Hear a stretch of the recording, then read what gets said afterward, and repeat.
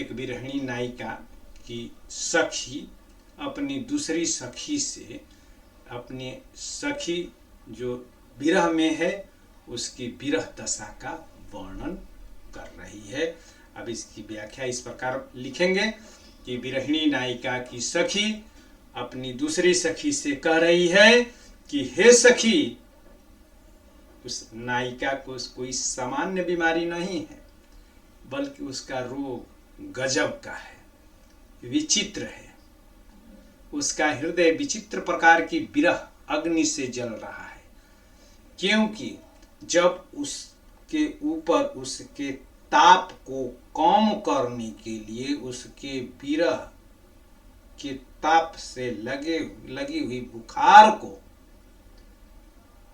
कम करने के लिए, उसके शरीर की तपिश को, जलन को कम करने के लिए जब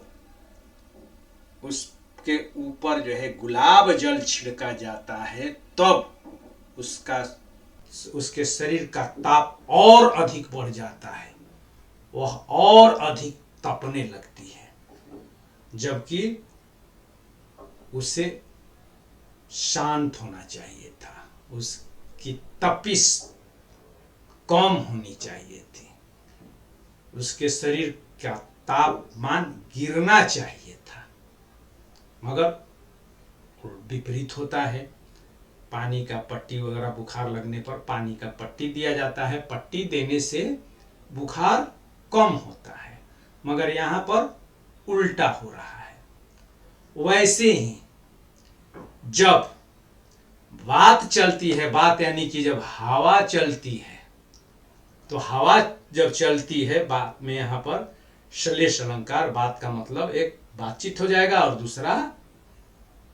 उसका अर्थ हवा, बात माने बात, बतास यानी कि वायु। तो वायु के चलने से, अर्थात जब हवा बहती है तब उसका ताप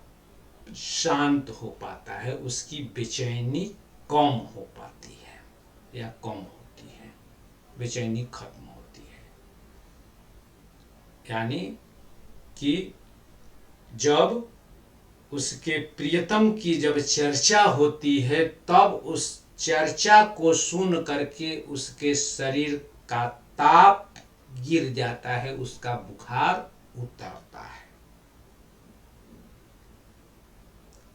यहाँ पर नायिका की विरहाग्नि का अनोखापन